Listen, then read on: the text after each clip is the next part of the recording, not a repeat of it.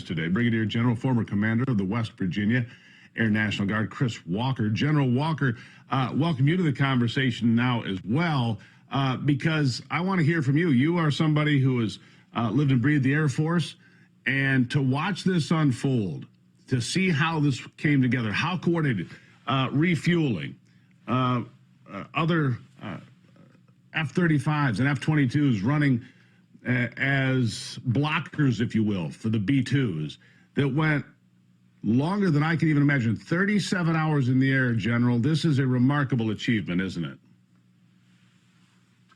It's what we would call a football game. We had the blockers and tacklers. We had the quarterbacks. We had the receivers. Well, Iran was the receivers, and they didn't like getting that ball. But nevertheless, that's how we do it. That's how we train, and that's how we get things done. And I have to give some props to the Israeli Air Force for also softening the battlefield and taking out a lot of the air defense artillery. Yeah. Also joining me, Lieutenant Colonel Alan West, I mentioned a moment ago.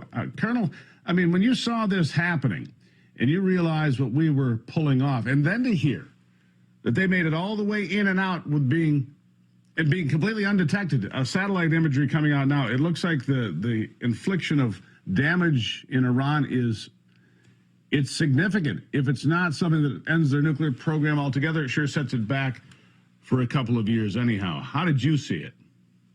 Well, first of all, you have to give a lot of credit to the Israeli intelligence service, the Mossad, to be able to give us the granularity that we had without a doubt on the ground. And I think another thing that, as the general alluded to, the fact that the once touted venerable S-300 surface-to-air missile systems were completely decimated and destroyed. We had not just air superiority and air supremacy, we had air dominance over Iran going in. And I think that's something that shows an incredible cooperation between the IDF, their Air Force, and also ours to be able to go in. But without a doubt, this was an incredibly precision attack. And I think the thing that the American people need to be very happy about is we knew what the end state was, and it was about taking out the Iranian nuclear capability and capacity, and that's exactly what was accomplished.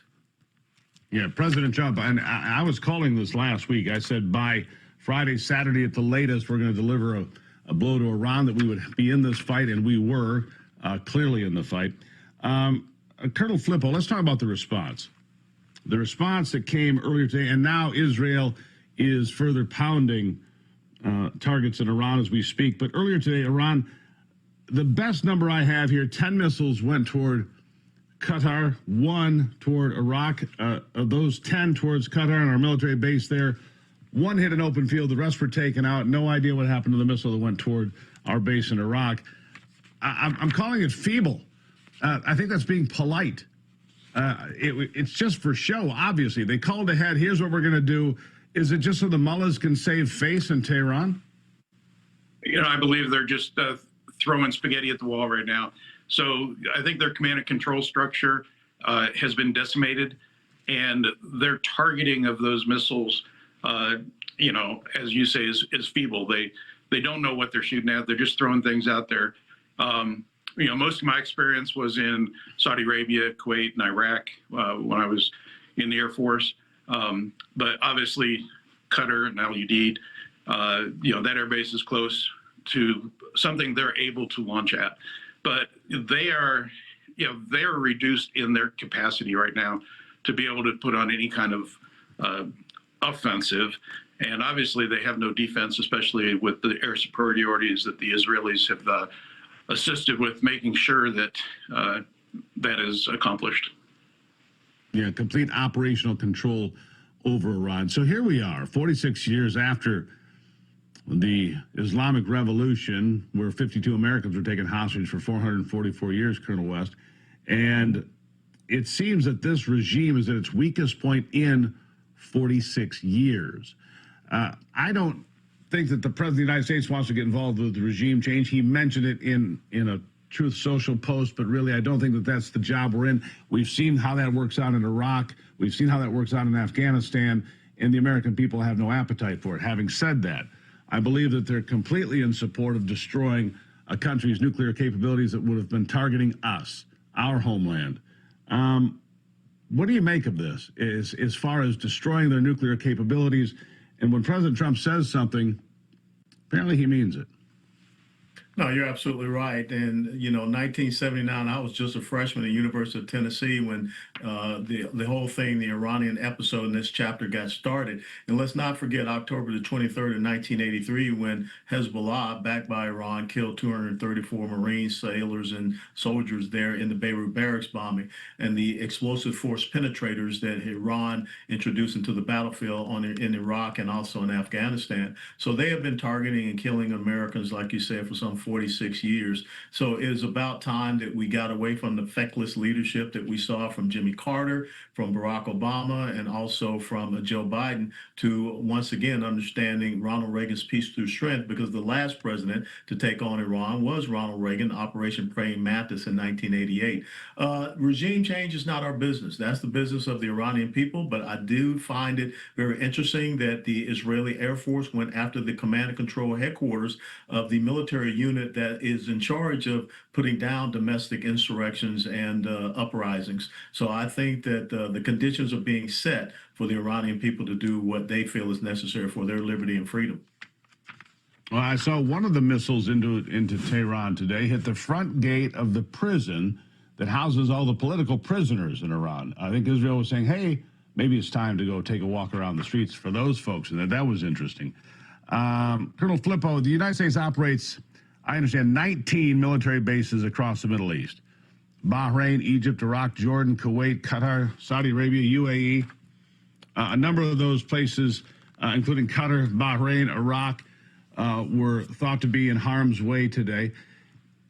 Will the Iranians, do you think, and I'm going to ask you to read tea leaves here and speculate a little bit, was this it for them?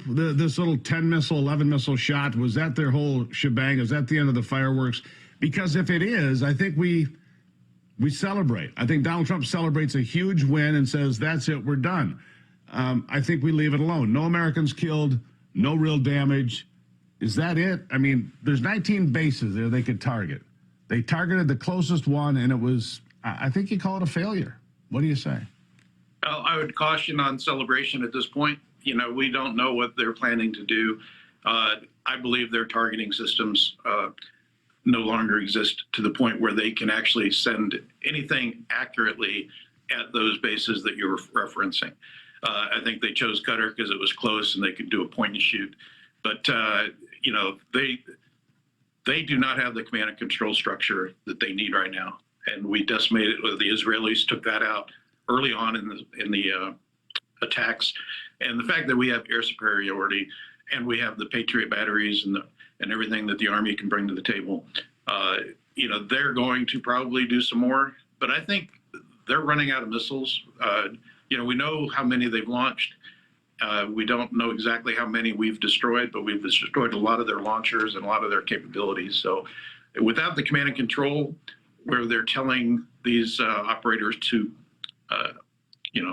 aim their missiles, all they can do is kind of do the stuff that they can get to quickly and easily and, with the least amount of distance, I believe. Sure. General Walker, I know that the Air Force is getting tremendous amounts of accolades for pulling off this mission, but it wasn't just the Air Force. The United States Navy played a critical role. The USS Georgia launched, I think, 30 intercontinental ballistic missiles at Iran at the same time, hitting other sites. So this was a coordinated effort overall with the United States military, wasn't it? Tomahawk, so we call them T-LAMs, so Tomahawk land attack missiles, and they always do the job. No one has been able to thwart that sort of attack yet. But I caution everyone, these missile attacks, I think, is more of a face-saving thing for Iran. What we need to be worried about more is sleeper cell attacks here in the homeland. Yeah. And so that, because all of that, our attention is being brought to the Middle East right now, but we need to be paying attention to what happens right here in our home United States. I agree with that. Situational awareness has never been more important than it is right now. All right, so hold that thought right there, gentlemen, because I want to get into the sleeper cells a little bit more. Where does Russia come in on this? Where does China come in on this? China could lose some of its oil, which would be a financial pressure on that regime in Beijing. We're going to talk about all of that as we move forward here on a very busy Monday, watching to see if there are any more attacks today in Qatar or anywhere else. We'll take a break. It is America's Voice Live.